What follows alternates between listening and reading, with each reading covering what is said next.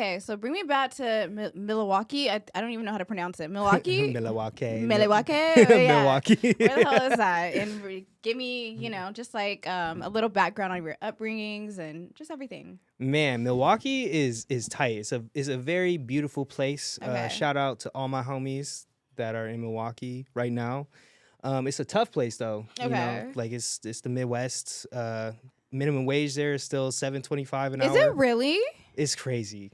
That's crazy. And as a waiter, it's like $2.50 an hour. No, you're lying. Is it really? Look it up. Y'all look that shit up on your phone for real. So rent must be like $300. Some places it actually is, but like it's like I was joking, but no, some places it actually is. I remember I had a 3-bedroom apartment there when I was like 18, and I lived there not for that long, and it was $750 for the whole 3-bedroom apartment.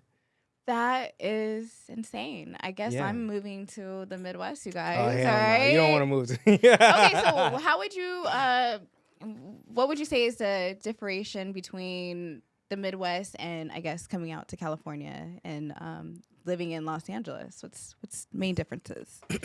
I mean, honestly, the Midwest kind of attitude is much different from the attitude out here, like people's general aura, general vibe. And it's just a whole different system that you have to like learn. There's just different rules, different steps in the Midwest. Gotcha. And out here it's entirely different. Yeah. And what's the West Coast vibe? Like what vibes do we give you? You guys are really chill. Are we? Y'all are chill, but like y'all are chill.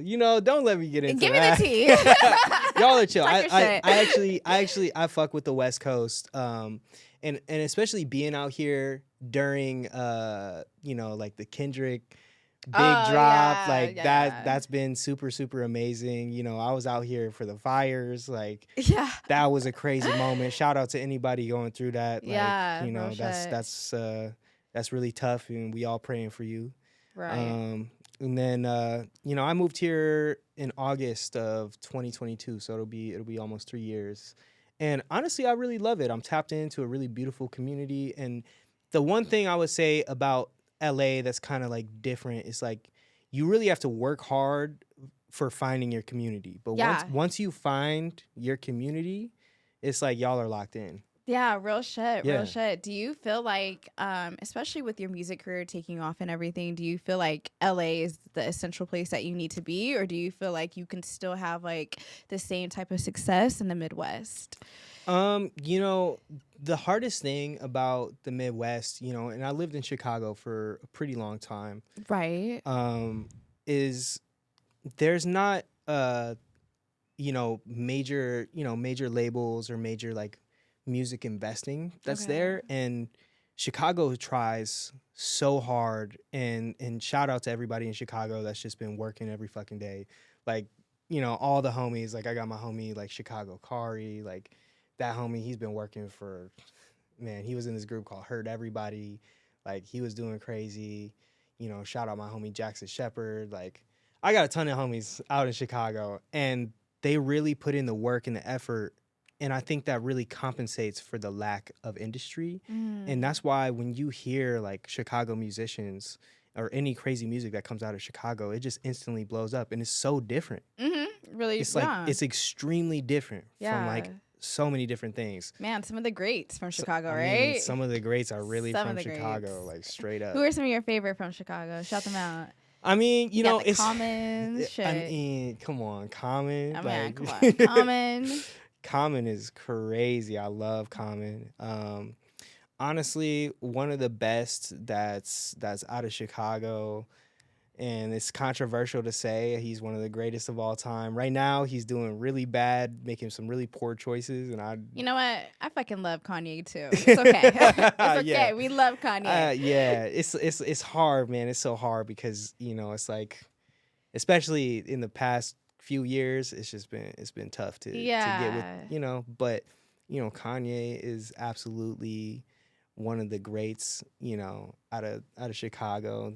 There's so many more, like, if you think about like bands, because I listen to a bunch of different things, like I love this band called Wilco, and it's kind of like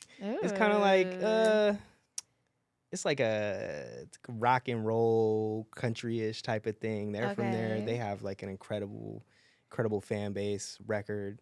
And then you got a lot of small time people that come out of there that just like, if you really dig deep and explore, spend like 2 months in Chicago, you will see some of the best music in the country, I swear. And they got some of the best food. You know what? When I went to Chicago, I waited 2 hours for this place too. Giordano's or something. It's like that deep dish pizza place that Yeah. I think it's a franchise, right? Is it called Giordano's? I don't know, but it's like one of those deep dish pizza places where they send all the tourists to, like, you gotta try, you know. And I thought it was like, oh, this is like the only one in the world, but I didn't know it was a franchise whole thing. But yeah, honestly, I like the best, like, if you wanted the best deep dish in Chicago, you gotta go to Pequod's. Okay. Pequod's is fire. And actually, something that a lot of people don't know is that Chicago thin crust pizza is amazing. Oh, really? It's actually like the thin crust pizza. Mindfuck. It's like a pizza on a nice thin cracker, and that shit is crispy and it's nice and it's light.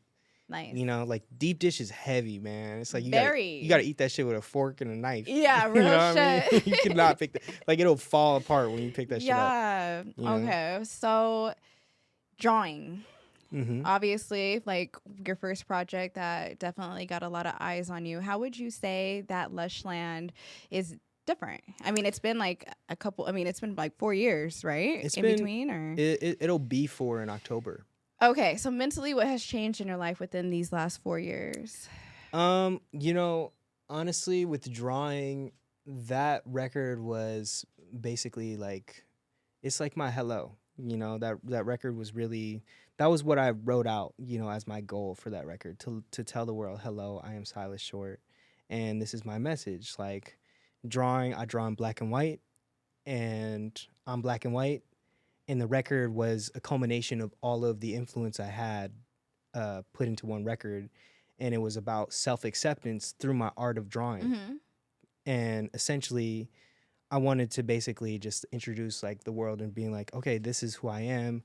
I have many different influences, and this is where I want to go with it. And then this record, I kind of transitioned from that to just being like, okay, I really want to make I want to make a very straight ahead R&B record. Yeah. You know, but I'm really kind of getting to this point where I've realized that I can do a lot of different things like very well. Mm-hmm. Like when it comes to like my producer bag or like my instrumentation bag.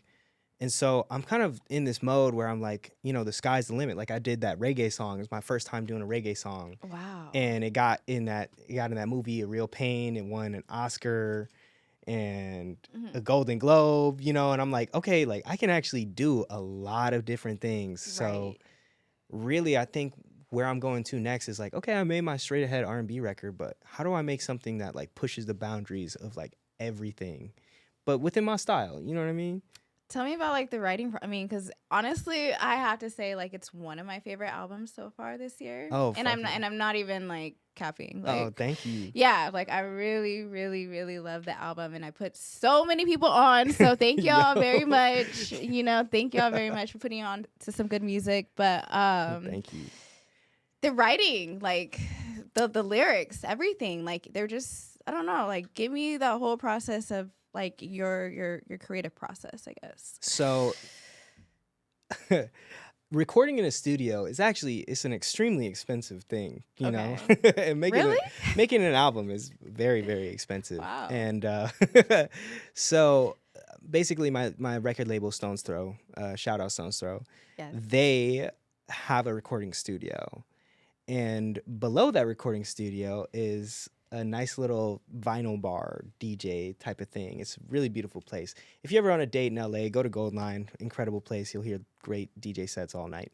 And so I would get booked during the night sessions because, you know, clearly they needed to make their bread during the day at the studio. Yeah. So I would get booked from like 6 p.m. until whenever. Oh, wow. And so that entire record was made like at night, when I was like so exhausted. Oh my gosh. And so I would go downstairs and gather like just inspiration from talking to people. Mm-hmm. And I would just like talk with people, just feel the vibes, you know, smoke a couple cigarettes, get a little tipsy, Yeah. and then I'll go upstairs and I'll just be thinking really hard.